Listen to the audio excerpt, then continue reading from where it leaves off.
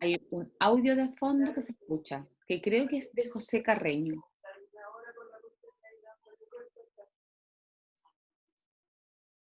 Estaba en lo cierto.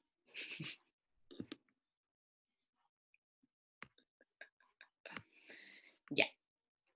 Entonces, vamos a partir con un pequeño resumen, ¿no es cierto?, de lo que hemos avanzado en algunos pasares. Ustedes ya tienen la información porque logramos hacer clases presenciales con la mayoría de ustedes, o sea, presenciales en aula, ¿no es cierto?, con la mayoría de ustedes, y las otras las tuvimos que ir haciendo, ¿no es cierto?, sin su presencia, sin su valiosa presencia. Lo primero que nosotros hacemos cuando comenzamos nuestra docencia y damos a conocer diferentes antecedentes, características de distintos saberes, es colocarnos y posicionarnos e identificar epistemológicamente desde dónde estamos levantando la información y desde dónde esta se observa, se analiza y se entrega, ¿no es cierto?, en el proceso de enseñanza-aprendizaje. En este caso, nuestro posicionamiento está bajo la motricidad de principios básicos de cómo vamos a entender el movimiento humano, ¿ya? Uno de los grandes pensadores e investigadores de esta área es Manuel Sergio, portugués, quien en su tesis doctoral levanta un nuevo posicionamiento teórico para poder comprender el movimiento bajo las ciencias de la motricidad humana. Entender el movimiento y posicionar la comprensión del movimiento bajo el entender de que cuando uno se mueve, no son elementos físicos, biológicos solamente los que se mueven, sino que es el movimiento de personas que con historias, con contextos, que expresan un movimiento que es intencional, un movimiento que espera una trascendencia, ir más allá de la acción, ¿ya? Este autor, uno puede decir, pero ¿por qué hace esta distinción? ¿A qué apela para poder hacer esta distinción? Esta distinción se hace porque el movimiento humano, ¿ya?, ha sido estudiado a partir de diferentes ramas, y una de las principales corrientes de estudio es la rama de la filosofía. Y la filosofía, ¿ya?, ha levantado y estudió el cuerpo humano a partir de dos grandes elementos que los hacía divisibles, ya tanto la mente como el cuerpo. Esa posición cartesiana elevaba estructuras y jerarquizaba, donde el cuerpo estaba en una jerarquización menor, donde la cognición era más importante y no había una dependencia de estas dos, ¿ya? Entonces lo que se hace acá es poder... Este benigno veneno de corazón, todo tiene solución, menos la muerte es la solución y me persigue. Juana, págate la radio. Eso. Hanma. Eso, la muerte no tiene solución. Hey. Entonces, bajo eso, colocan, ¿no es cierto?, estos dos elementos a discutir, a integrarse, y posiciona el movimiento como una forma de expresión del ser, ¿ya? Y que efectivamente ahí cambia desde a dónde nos podemos posicionar teóricamente para entender el movimiento. Acá está toda la obra, ¿no es cierto?, todas las obras, todos los libros que él ha llevado adelante a partir, ¿no es cierto?, de este posicionamiento, y que efectivamente están ahí a su disposición para que puedan buscarlos, ¿no es cierto?, en internet o luego presencialmente en la biblioteca. ¿Ya? ¿Por qué es importante esto? Porque esto nos va a significar que podemos posicionarnos teóricamente para poder entender el movimiento. Vamos a tener muchos autores que nos van a ir definiendo, conceptualizando ciertos términos, pero es súper importante que usted elija un posicionamiento teórico. El posicionamiento teórico de entender el movimiento para la Escuela de Educación Física está bajo Manuel Sergio, está bajo la motricidad humana. Quizás otra escuela de formación, que hay muy pocas en Chile en realidad, casi todas son bajo la motricidad humana, pero yo acá tengo que ser súper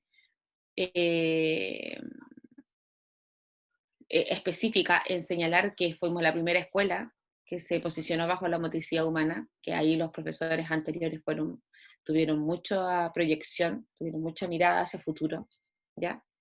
entender que el movimiento no es solamente biomecánica, fisiología, sino que efectivamente el movimiento conlleva otros ciertos elementos de tanta o más importancia que esos elementos.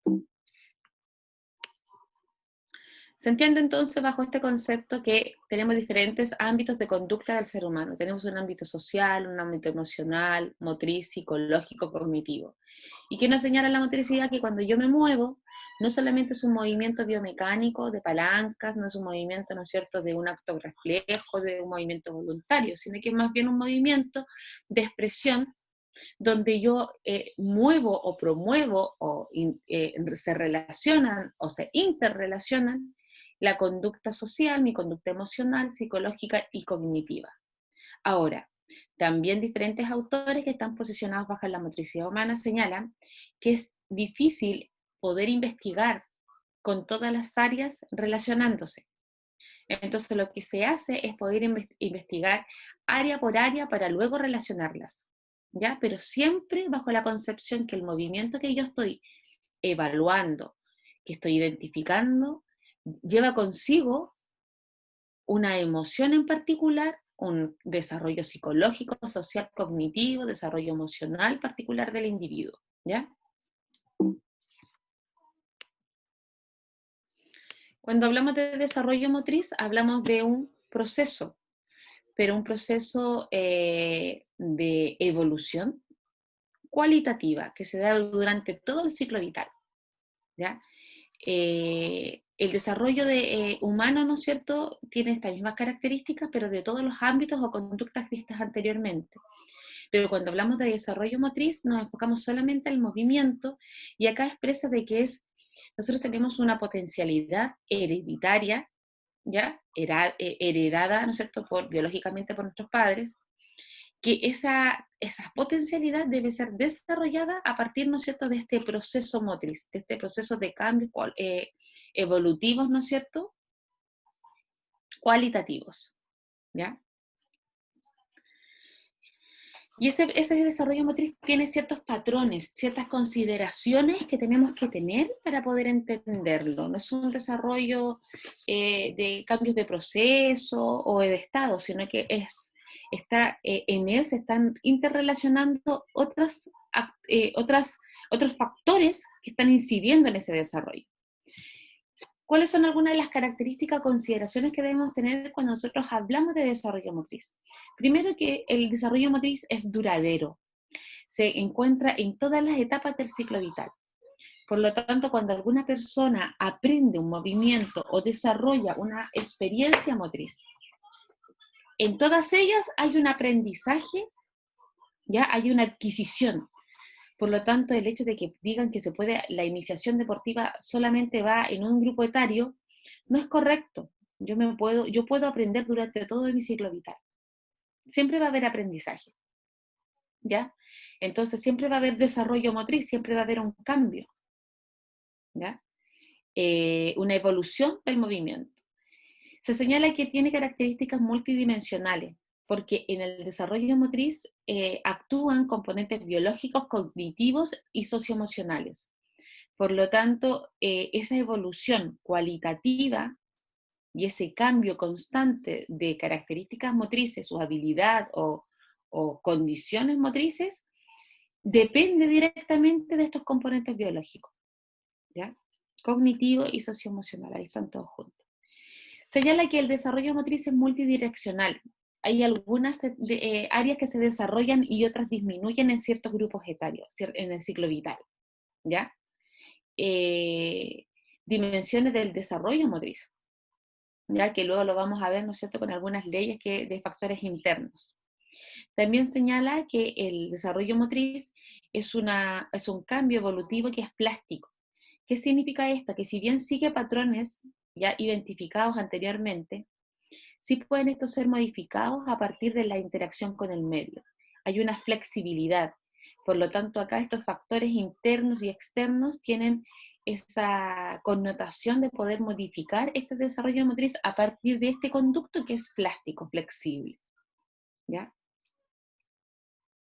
Es multidisciplinar, ha sido estudiado desde la psicología, la sociología, la antropología, neurocientífico, porque efectivamente que el desarrollo motriz me da connotaciones, me da características de los otros ámbitos. Ya sabemos que el desarrollo motriz, cuando yo me expreso con el movimiento, estoy llevando consigo diferentes ámbitos de la conducta del ser humano, ¿ya? Y esos ámbitos y esas conductas del ser humano, que son, ¿no es cierto?, llevadas relacionadas con el movimiento, han sido estudiadas a partir de otras diferentes áreas, en el entendido de que el movimiento puede dar señales o significados a ciertas preguntas o respuestas a ciertas preguntas, ¿no es cierto?, de diferentes áreas. Y el desarrollo motriz es contextual, ¿ya? El contexto influye en su composición biológica, entorno físico, el proceso cognitivo, histórico, social y cultural. Cuando uno va a levantar y a estudiar un poquito más del desarrollo motriz, se van a encontrar con diferentes investigaciones que nos han permitido llegar a estas conclusiones, no a nosotros, sino que a los autores que nosotros les estamos presentando. Conclusiones que nos permiten, investigaciones que te permiten llegar a estas conclusiones, ya que, por ejemplo, yo recuerdo que estaba leyendo una sobre unos gemelos que fueron separados, ¿no es cierto?, que tenían la misma capacidad hereditaria de sus padres, pero al ser separados, ¿no es cierto?, y al tener diferente contexto económico, cultural, su desarrollo motriz no fue el mismo, hasta su desarrollo, su crecimiento no fue el mismo, no alcanzaron las mismas, la proyección de crecimiento, ¿ya? Entonces, hay mucha investigación que señala que al mismo componente hereditario biológico, el contexto influye directamente en el crecimiento y, por lo tanto, en el desarrollo motriz de un niño, ¿ya? Y eso para nosotros nos puede cobrar mucho sentido porque evidentemente sabemos que el desarrollo motriz está estimulado por una intervención. Y si la intervención no es la adecuada en contenido, en riqueza, en acervo, efectivamente va a tener otra estimulación ese niño, ¿ya? Cuando hablamos de desarrollo motriz también tenemos que tener en consideración que hay diferentes etapas. Tenemos una etapa que es prenatal y una etapa postnatal, ya un periodo postnatal. Nosotros el desarrollo motriz lo estudiamos desde el periodo postnatal, ¿ya? Con diferentes estadios de desarrollo, donde el primero es la primera infancia, donde está desde el nacimiento hasta los 18, 24 meses, ¿verdad? Esta es edad cronológica, porque sabemos que tenemos una edad biológica, dentaria, cronológica, ¿no es cierto? Entonces, y una edad motriz. O sea, nosotros podríamos identificar diferentes tipos de edades, pero acá se está relacionando la edad cronológica para poder establecer estos estadios de desarrollo, ¿ya? Tenemos la niñez temprana, niñez intermedia y tardía, adolescencia, juventud, madurez y vejez. En cada una de estas etapas el desarrollo motriz es diferente, es cambiante, es flexible, es determinado por diferentes factores que van cambiando a partir del ciclo vital, ¿ya? Por lo tanto, nuestra intervención y nuestra participación en el desarrollo humano es pero totalmente relevante y está con una connotación de mucha especificidad, ¿ya? Para poder aportar e intervenir bajo una experiencia motriz que sea la pertinente al grupo etario, ¿ya? Acá yo no estaba en la chiquilla, pero yo mencionaba ayer en la otra clase que quizás esta asignatura es como media, ya, sí, sí, sí, y uno no le cobra tanta importancia. Pero cuando llegamos a las asignaturas terminales, donde tú ya tienes que empezar a pensar las intervenciones que tú tienes que hacer, tú ahí empiezas, ¡ah! ¿Qué es lo que era? ¿Dónde era? ¿Por qué era? Y ahí vuelven, ¿no es cierto?, algunas preguntas, ¿no es cierto?, de ustedes. Se lo señalamos porque evidentemente esta es la base de todo lo que nosotros podemos hacer en diferentes áreas, ya sea en entrenamiento, ya sea en la danza, ya sea en la recreación, ya sea en la gestión, porque yo para poder intervenir un grupo etario, ya sea de manera educativa, recreativa, gerencial, lo que sea, debo conocerlo. Y para conocerlo debo entender en qué estado de su desarrollo está.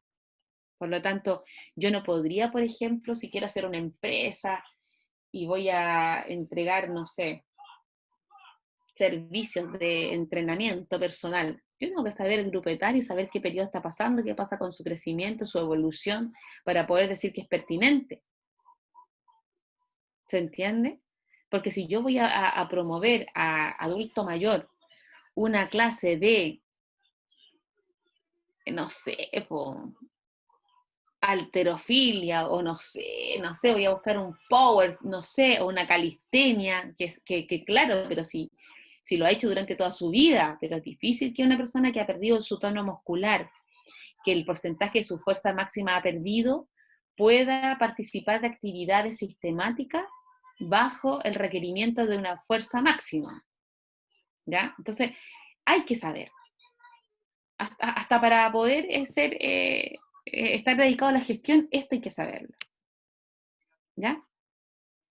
No solamente tenemos que saber las etapas del ciclo vital, las etapas, ¿no es cierto?, que nosotros vamos a estar interviniendo, sino que también hay que saber cuáles son los factores que inciden en este desarrollo motriz. Si tenemos factores internos y factores externos.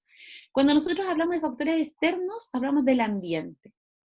Y en el ambiente es la única opción donde nosotros como profesores de educación física tenemos la posibilidad de poder influir en el desarrollo motriz del niño.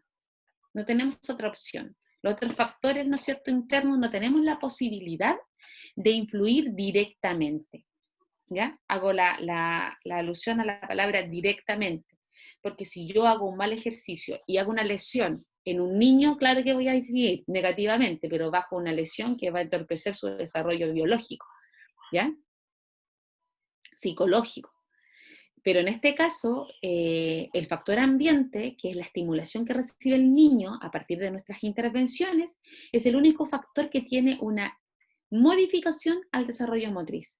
Y yo, a mi juicio, es importantísimo, porque efectivamente también hay otros estudios que hablan sobre el ambiente y su influencia, ¿no es cierto?, en el desarrollo motriz del niño y cómo las intervenciones y la estimulación adecuada en función de la edad y del tipo de habilidad, repercute en el desarrollo del niño, ¿ya? Entonces, acá es donde nosotros tenemos que tener la consideración de los otros factores para poder intervenir. En este ambiente, nosotros somos los principales responsables, porque nuestra área disciplinar es la que convoca el desarrollo motriz, el desarrollo del movimiento, pero también actúan otros actores, como la familia, ¿ya? Pero desde el aspecto ambiental, porque la enseñanza como tal está alojada en nuestra disciplina. ¿Ya? Entonces, ¿otros factores externos serían la familia o serían internos? No, externos. ¿Externos? Ya. Y la familia desde las conductas es externo. ¿Ya? El colegio es externo, pero así como la responsabilidad o quien estimula más ese factor somos nosotros, los profes de educación física. ¿Ya? Hay una estimulación acá que puede ser intencional o incidental. Muchas veces tenemos intervenciones que son voluntarias, intervenciones que están estructuradas y otras que no tanto, pero que influyen igual. ¿Ya? Luego tenemos los factores internos que influyen en el desarrollo motriz. Y en estos factores internos tenemos el crecimiento, la maduración y la adaptación. Cuando nosotros hablamos de los factores internos, son factores que nosotros desde nuestra intervención no podemos modificar. Yo desde mi intervención no puedo modificar el crecimiento celular, a no ser que yo cometa un error, como señalaba, y el estudiante tenga una lesión, una fractura, un corte de ligamento, que uno espere que eso no ocurra, evidentemente, ¿ya? Un desgarro, en esa línea. Un accidente con una perforación de algún órgano, ¿ya? Son accidentes graves, ahí nos tendríamos que, pero es siempre va a ser una estimulación bajo esas características perjudicial, ¿ya? Porque evidentemente que... Esas vitaminas esas vitaminas que se toman para crecer, todas esas cosas también serían como un No, factor, lo que pasa es que las ¿no? vitaminas, Porque alteran igual, pues. sí, pero son hormonas que se entregan bajo receta médica y que son a partir de trastornos del desarrollo, ¿ya? Ah, ya. Sí, esa van a ayudar al crecimiento, ¿no es cierto? Van a ayudar porque significa de que eh,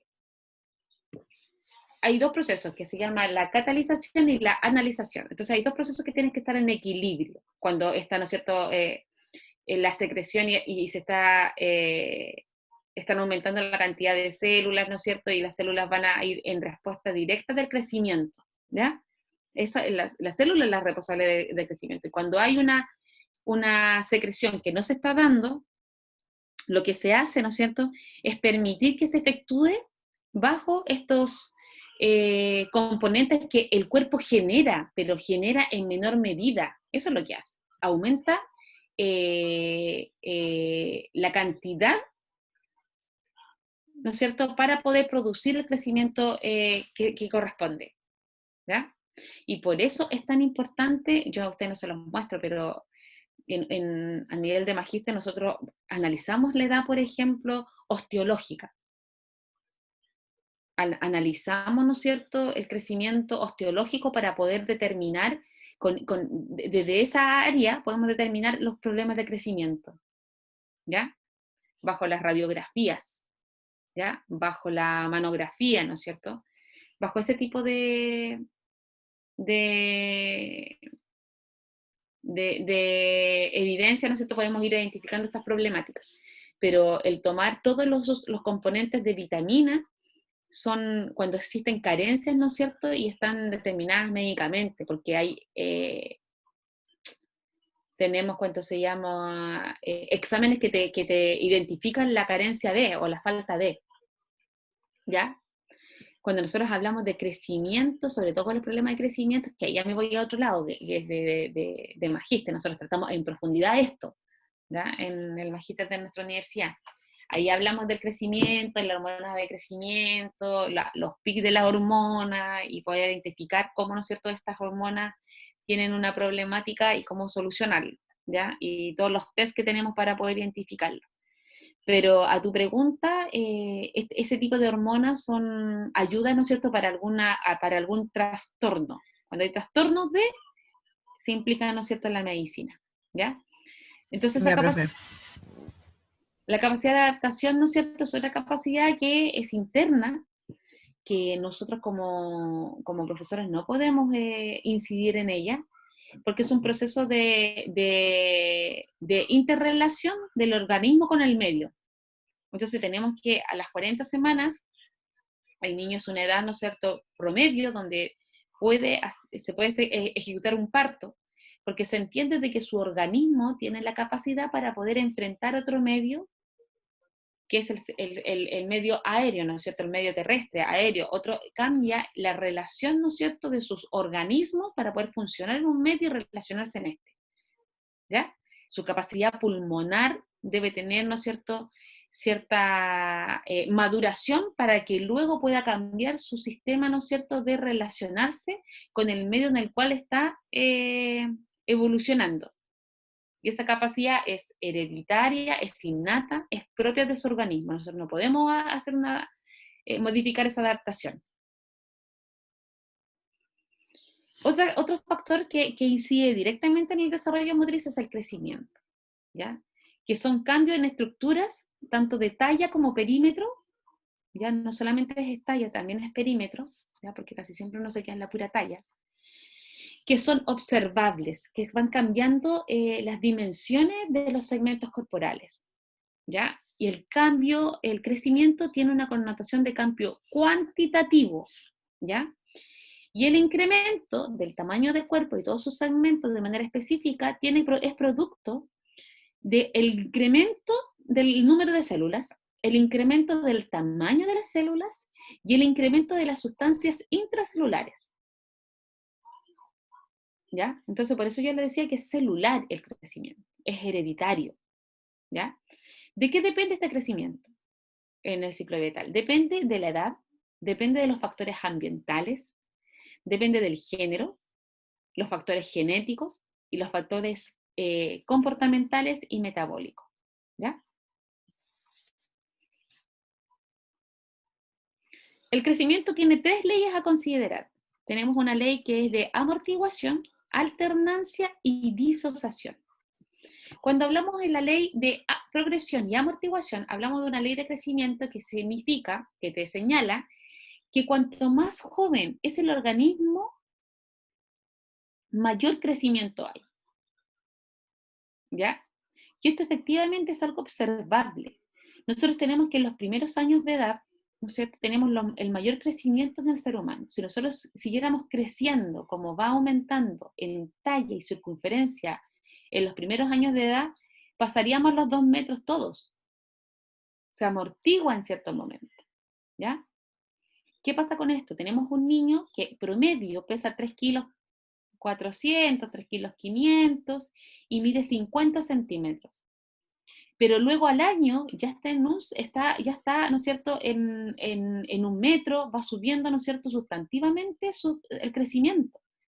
Si ese crecimiento se mantuviera durante todo el ciclo vital, evidentemente que tendríamos un crecimiento mucho mayor. No es así.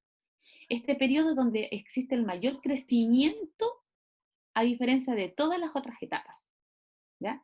Y ahí tenemos un desafío importante porque ese crecimiento de esas edades tiene una directa intervención nosotros como profesores de educación física. Entonces, cualquier intervención inadecuada va a alterar el crecimiento físico del niño.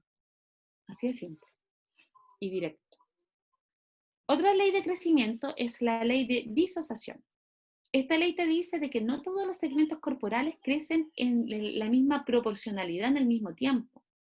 Y eso es evidente cuando nace el bebé. El bebé a las 40 semanas, ¿no es cierto?, nace y su cabeza es el 50% de su segmento total. Y evidentemente luego estos segmentos van aumentando para poder hacerse proporcional.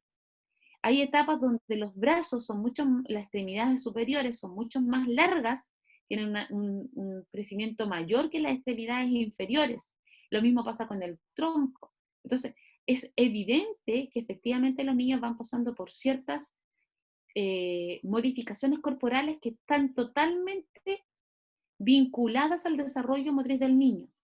Si su cabeza en los primeros meses tiene tal importancia en su estructura de crecimiento, evidentemente que el niño necesita desarrollar cierta fuerza muscular para poder cumplir con ciertos hitos, para cambiar, ¿no es cierto?, las posturas, para poder identificar diferentes espacios, diferentes planos de vista.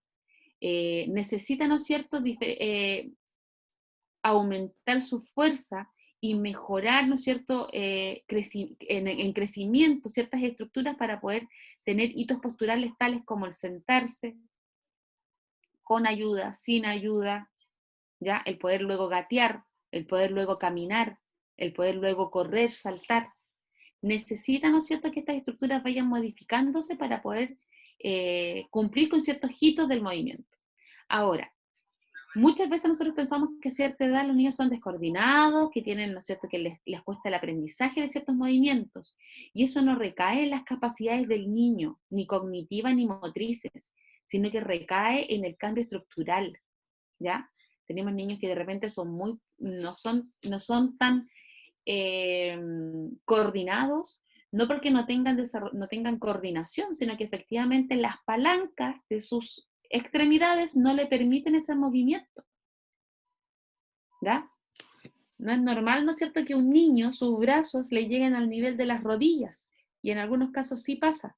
Por lo tanto, evidentemente que cualquier acto con los brazos va a tener cierta descoordinación o no va a ser tan preciso, porque la palanca es mayor a la que debiera hacerse. Y si tengo una extremidad muy larga, la fuerza que necesitas para poder hacer la palanca adecuada va a ser mayor. Y sabemos que la fuerza es una capacidad que depende de la maduración, y la maduración es posterior al crecimiento. O sea, la fuerza depende de también de la maduración de ciertos órganos y la fuerza también depende de la secreción de ciertas hormonas que se dan en la adolescencia. Entonces, hay cosas que son imposibles pedir biológicamente, ¿ya? A eso quería decir con ese ejemplo. Luego tenemos la ley de alternancia. ¿Qué te dice la ley de alternancia? Que hay periodos de crecimiento más lentos con otros. Acá te habla no de cuánto creces, sino de qué tan rápido y qué tan lento. Porque el crecimiento está durante todo el ciclo vital. ¿Ya? El crecimiento. Lo que pasa es que hay signos que son positivos, signos negativos y signos neutros. ¿Ya? Signo neutro, ¿no es cierto?, es cuando se estabiliza el crecimiento. Pero como sabemos que el crecimiento está alojado en las células siempre van a estar cambiando. Siempre se van a estar modificando. Por lo tanto, siempre va a haber crecimiento. Lo que pasa es que ese crecimiento, ese signo de ese crecimiento es positivo, neutro o negativo. ¿Qué te dice? Que hay periodos de crecimiento que son más rápidos y otros más lentos. Ya sabemos que el periodo de crecimiento donde hay mayor crecimiento en los periodos es el infantil. Pero dentro del periodo infantil también hay periodos donde hay mayor crecimiento que en otros, hay pic de crecimiento. En la PPT de esta, que está alojada en el aula, está la tabla donde están los pics de crecimiento. Tenemos un pic de crecimiento a los 7 años, un pic de crecimiento a los 2 años, por lo tanto, si bien es el periodo donde más se crece, no se crece en la misma velocidad constante, sino que hay pic, ¿ya? Entonces, mayor aún la preocupación de nuestra intervención. Luego tenemos la maduración. La maduración hace alusión a ese ritmo y a ese cambio cualitativo de que todos nuestros órganos estén, ¿no es cierto?, en términos biológicos funcionales al 100%. ¿Ya? Habla y señala la necesidad de hacer funcional todas las estructuras que estaban antes a nivel estructural, hacerlas funcionales, ¿ya? Y depende netamente del sistema nervioso central. Este factor no es observable. Yo no voy por la calle mirando cómo va creciendo y cómo va madurando ciertos órganos, ¿ya? Yo sí puedo ver el crecimiento, nosotros nos vamos a dar cuenta cuando estamos en el colegio, el niño se va en diciembre y vuelve en enero y es otro niño. Y son, ¿qué? 2 meses, pero efectivamente que hay periodos donde el niño crece mucho, ¿ya? Y yo puedo observar ese crecimiento. Pero hay otros en que no, en la maduración no se observa y es un cambio cualitativo, no es un cambio cuantitativo, ¿ya? Es cualitativo. Tienen 2 leyes de maduración. La primera es próximo distal, que señala que lo primero que va a madurar va a ser el eje central, por lo tanto el cerebro y el sistema nervioso central.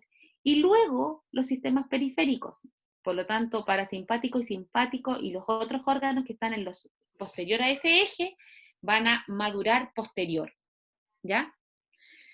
Por eso la importancia, y ahí uno dice, claro, por eso entonces yo al niño no le puedo pedir a un niño de 7 años que me haga una repetición de 800 metros planos, o de 400, porque evidentemente, orgánicamente, no tienen la capacidad para responder a ese estímulo, porque sabemos que los 400 es una carrera de velocidad, los 800 es una carrera de medio fondo, o sea, son de una capacidad anaeróbica, ¿ya? Donde un estímulo es un estímulo fuerte, intenso, y que se prolonga en un periodo de tiempo.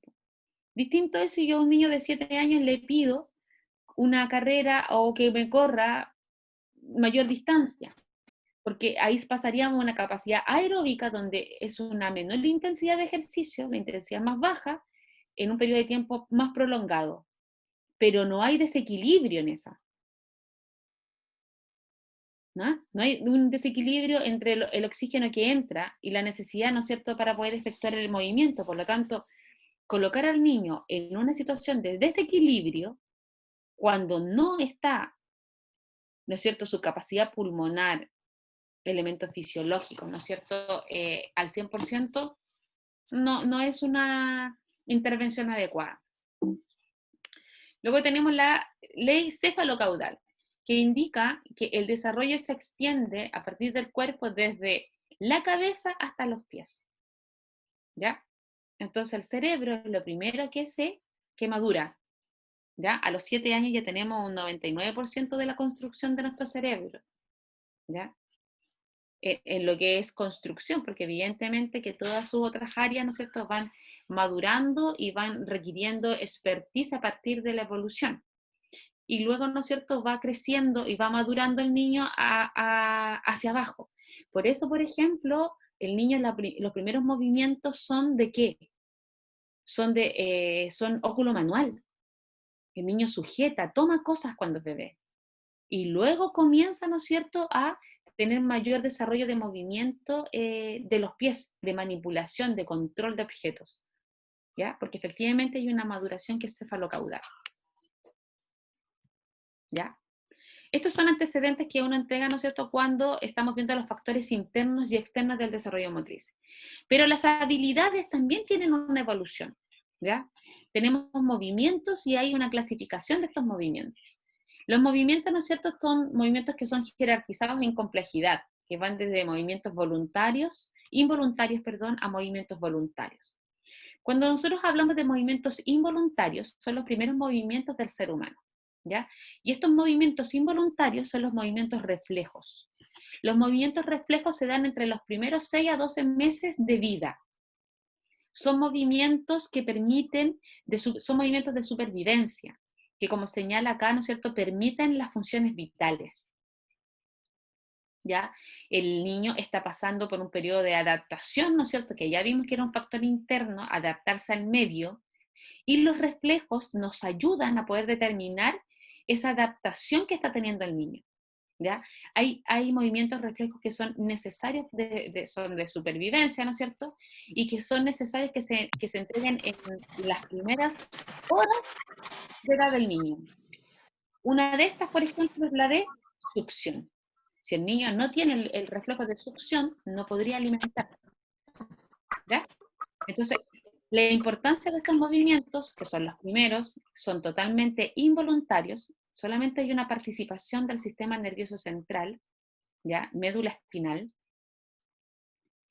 y que responden a una estimulación. Luego, cuando pasamos a esos movimientos reflejos, pasamos a los movimientos voluntarios. ¿Y cuál es la diferencia de los movimientos voluntarios con los movimientos reflejos?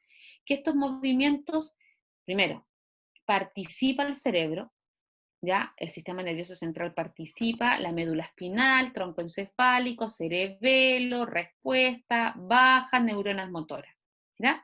Hay una participación completa del sistema. Segundo, son movimientos voluntarios, ¿ya? Que pueden ser son reactivos o proactivos, porque un movimiento voluntario no tiene por qué ser solamente a partir de la estimulación externa, ¿ya? Eso tiene que quedar súper como claro.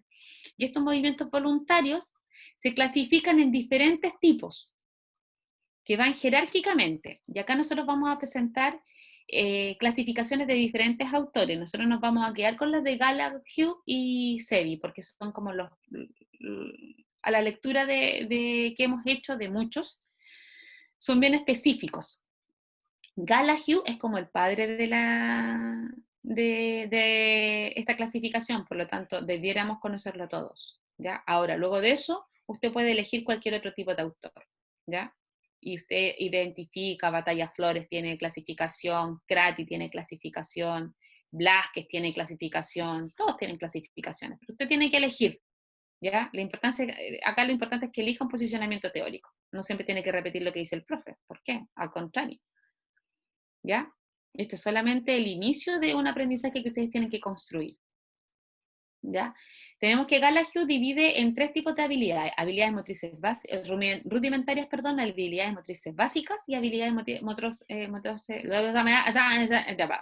motrices específicas, ¿ya? Y luego Sevi, ¿qué es lo que hace? Esas habilidades motrices específicas las subdivide. Por eso nosotros nos adheremos a esta propuesta, porque tiene mayor especificidad, ¿ya? Mira, la palabra más difícil me sale rápida. La otra no me sale. ¿Ya? Las habilidades rudimentarias, ¿cuáles son las características de esta habilidad, ¿no es cierto?, que está dentro de los movimientos voluntarios? Son los primeros movimientos que logran una independencia, ¿ya? Todos los otros movimientos tenían una dependencia, acá ya no hay independencia. Ya el niño es capaz de sentarse, ¿ya? El niño es capaz de arrastrarse, el niño es capaz de tomar, soltar, empujar elementos, ¿ya? Puede cambiar posiciones con su cuerpo, logra la posición erecta, bipedesta, ubica, ¿no es cierto? Se apoya en sus dos pies, logra gatear, logra reptar, logra efectuar una marcha, ¿ya? Con ayuda, logra esa posición. Eso es habilidades, ¿no es cierto?, rudimentarias. Luego, cuando pasa por esas habilidades rudimentarias, llegan las habilidades motrices. Habilidades motrices que son básicas, ¿ya? Donde acá está correr, saltar y lanzar. En la revisión, en la bibliografía que ustedes efectúen, van a encontrar diferentes términos, pero todas se van a alojar en lo mismo. Ustedes van a encontrar habilidades motrices básicas, habilidades fundamentales, pero es la misma, el mismo tipo. Lo que pasa es que cada autor quiere colocarle un nombre nuevo a la habilidad, ¿ya? Y no hemos llegado, pero habilidades motrices básicas es como un concepto que se repite más, y habilidades motrices fundamentales, ¿ya? Estas habilidades son la manifestación observable de nuestra capacidad, son transversales, todas las tenemos, ¿ya? Son habilidades que pasan por 3 etapas, una habilidad motriz básica en su etapa inicial, donde hay muchas incertidumbre, poca fluidez, recién el niño, ¿no es cierto?, está trasladándose o está aprendiendo a saltar, aprendiendo a girar, aprendiendo, ¿no es cierto?, a cualquier tipo de desplazamiento y de manipulación, ¿ya? Por lo tanto, es muy carente de fluidez. Luego está una etapa intermedia, donde hay una diferencia en los segmentos corporales, ¿ya? Tanto inferiores como superiores. Hay una diferencia en el logro ¿cuánto se llama? De la carrera, por ejemplo, si queremos colocar. Acá está donde, por ejemplo, el niño se está trasladando, efectuando una carrera, pero talonea, ¿ya? Esa es la etapa intermedia, cuando el niño talonea, porque efectivamente no está ubicando bien la planta del pie, ¿no es cierto?, en el suelo, o cuando el niño corre como Naruto, ¿no es cierto?, cuando los niños corren con los 2 brazos hacia atrás, o cuando corren de forma homolateral, ¿ya? La frecuencia de los brazos, no contralateral, que es lo que se busca, ¿ya? Son diferencias, ¿no es cierto?, de ese tipo. Y luego ya está la etapa madura, que es donde ya se adquiere la habilidad motriz básica en plenitud. Estas habilidades son generales, son transversales, no se busca eficiencia, efectividad, sino que más bien el logro de la habilidad, ¿ya? A un niño, por ejemplo, que está pasando de gatear, está pasando, ¿no es cierto?, a colocarse en una posición bipedesta, iniciando la marcha, yo luego no le puedo pedir que corra a cierta velocidad y que corra técnicamente bien. Evidentemente que la habilidad motriz básica no se puede, estamos hablando de niños que son de ¿cuánto? De 2 años de edad, niños pequeños, ¿ya? Entonces, sería, cuando uno dice, ay, ¿por qué la habilidad motriz básica tiene estas características? Tiene que alojarla en el nivel de edad cronológica donde se desarrollan. Y ahí uno va a entender que efectivamente el niño no tiene las condiciones para poder yo decirle salta 2 pies inmediatamente. Haz equilibrio en un pie. Para ellos es un gran desafío hacerlo, ¿ya? Que haga 2, 3 saltos en un solo pie. O que salte. Un niño de 2 años todavía, para él es todo un logro hacer un salto a 2 pies. Cuando ya le pide salto en un pie, pero efectivamente es porque ya es un niño avanzado. No se le puede pedir distancia además, sino que más bien equilibrio, son aspectos más cualitativos del movimiento, ¿ya? Estas habilidades, ¿no es cierto?, tienen relación con el manejo de objetos y manejo, ¿no es cierto?, con el propio cuerpo de niños pequeños. ¿Ya? Se reconocen como las posibilidades naturales propias de todos nosotros. Todos nosotros tenemos las mismas habilidades, todos podemos caminar, o sea, en la normalidad todos nos podemos desplazar, todos podemos manipular objetos, todos tenemos equilibrio, ¿ya? Por eso se habla que son transversales. Y luego llegamos a las habilidades específicas, que estas se subdividen en 2, ¿no es cierto? Las específicas compuestas y las especializadas y complejas. Cuando yo digo que estas habilidades, ¿qué es lo que son? Es tomar las habilidades motrices básicas, que ya habíamos identificado de locomoción, salto, ¿no es cierto?, y manipulación, y juntarlas. Yo no solamente al niño le voy a pedir, mira, haz una locomoción, o sea, corre y manipula este objeto, ¿ya? yo no solamente se lo voy a pedir de forma aislado, que se lo hacía en la habilidad motriz básica, sino que ahora yo le pido, hazlo junto, locomoción con manipulación, y le pido efectividad y eficiencia, le pido que lo haga rápido. ¿Ya? Acá sí hay una connotación de solicitud de rendimiento, no solamente los aspectos cualitativos. Y acá está lo que se le requiere en este tipo de capacidad, de habilidad. Se le pide eficiencia en las habilidades y que las haga, ¿no es cierto?, combinadas.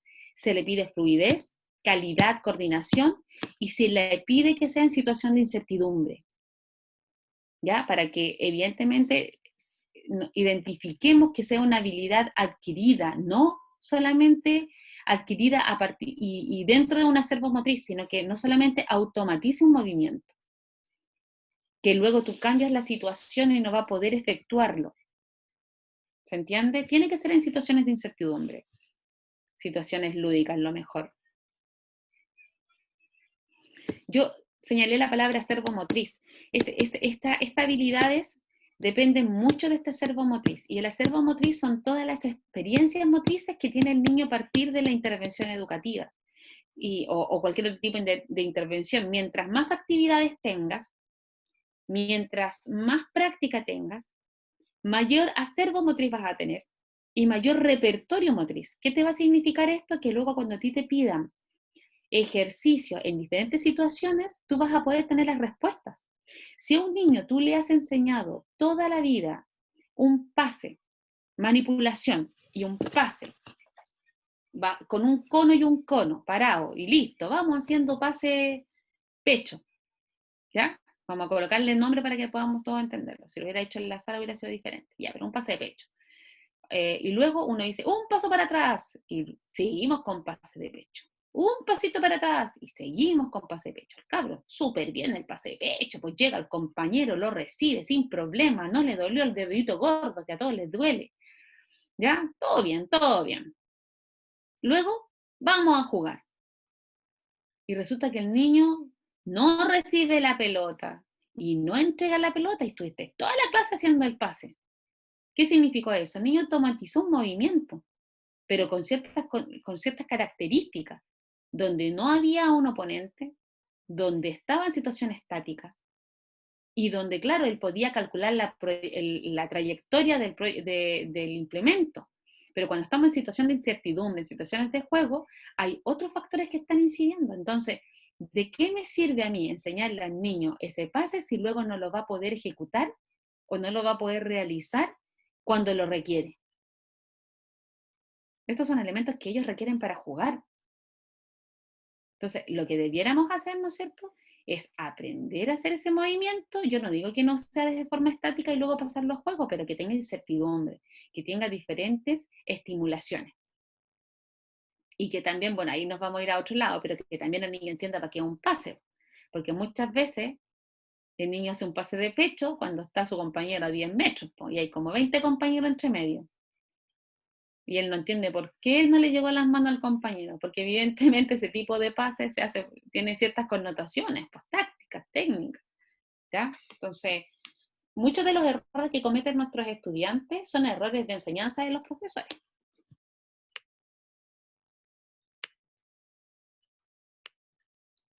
Y luego tenemos, después de estas habilidades que se juntan, donde yo pido eficiencia, efectividad y en situaciones de incertidumbre vienen las habilidades especializadas y complejas. Y estas habilidades son el nexo entre las habilidades motrices básicas y los deportes, las técnicas deportivas más construidas. Entonces acá es donde nosotros comenzamos a trabajar ciertos elementos o fundamentos básicos transversales de diferentes deportes, ¿ya? El pase, la conducción. El pase se hace en muchos deportes y la conducción también se hace en muchos deportes, ¿ya? Uno trata de llevar, ¿no es cierto?, esa habilidad motriz básica a ejercicios con mayor, ¿no es cierto?, mayor elementos técnicos de ciertos deportes, ¿ya? Es el nexo, ¿no es cierto?, entre estas dos habilidades. Yo no podría pasar de una habilidad motriz básica inmediatamente a la adquisición de un deporte, y es lo que la mayoría de las veces pasa, ¿ya? Cuando un niñito de 3 años, 4 años ya está automatizando movimientos de ciertos deportes, significa de que ese acervo motriz va a ser específico, para el deporte, porque ya tenéis muchas herramientas para ese deporte, pero cámbialo de deporte, con otro tipo de habilidad, que no requiera balón, que requiera otro tipo de implementación, que requiera otro tipo de espacios, de tiempo. No va a tener que tener una capacidad de transferencia mayor. Pero evidentemente que un niño que ha tenido un pasar de habilidad motriz básica polivalente, ¿ya? Es mucho mejor que uno que es monovalente, ¿ya? Acá se incorporan ejercicios y elementos motrices complejos y específicos de cada deporte para poder hacer iniciación deportiva para que luego pasen a movimientos, ¿no es cierto?, de mayor complejidad.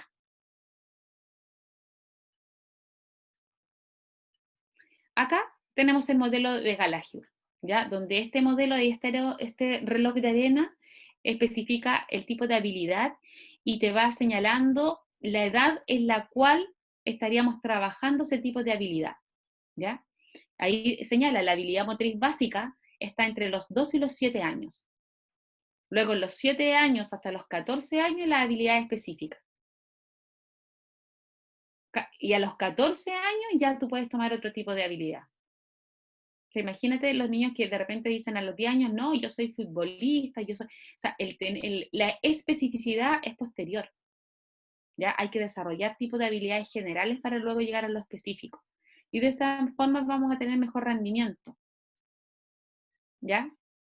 Hay muchos deportistas de alto rendimiento que tuvieron una formación en otros deportes, que ni siquiera era ese su deporte.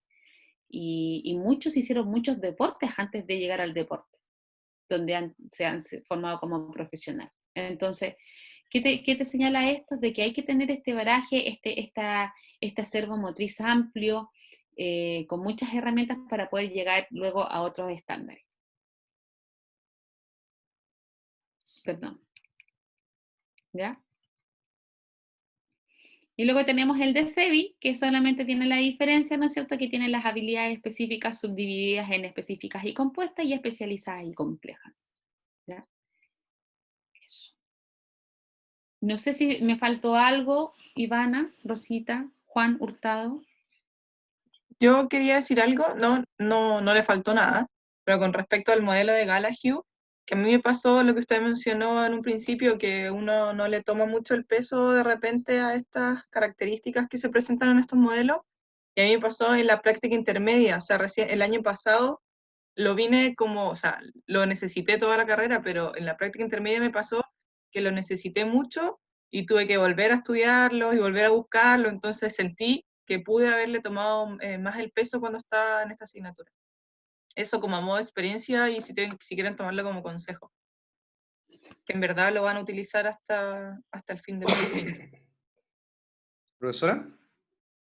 Profesor. Gracias. No, yo solamente señalar que es sumamente importante que vayan visualizando cómo además se interrelacionan todos los elementos que fue señalando la profesora, ¿ya? Principalmente porque además también no son procesos indivisibles, son procesos que se van articulando y que en definitiva la relación jerárquica que estableció la profesora es producto de toda la conceptualización inicial en función de los factores que, tanto externos como internos, que posibilitan el desarrollo. Y ya se van a dar cuenta que ya a partir de la próxima semana, cuando hagamos el resumen de aprendizaje, vamos a hacer muchos links con respecto a lo que se vio, al cúmulo de elementos que se vieron hoy día. Y en función de eso es importante que sean capaces de poder tener la capacidad de asociar, de relacionar y de establecer jerárquicamente cómo se dan esas relaciones y la interdependencia entre cada uno de esos elementos. Por tanto, revisar el contenido que está en el aula y además también de haber puesto hoy día atención y hacer algunos tipos de mapas mentales con respecto a lo que puede, o lo que puede, cómo puede, se puede dar el desarrollo, perdón, es una muy buena estrategia para que no se pierdan. Eso, profesor. Yo quería decir que igual que si tienen algún tipo de duda, no duden en preguntarnos a nosotros con Rosita o a los profesores, que vamos a estar a su disposición en todo lo que necesiten en caso de duda y todo.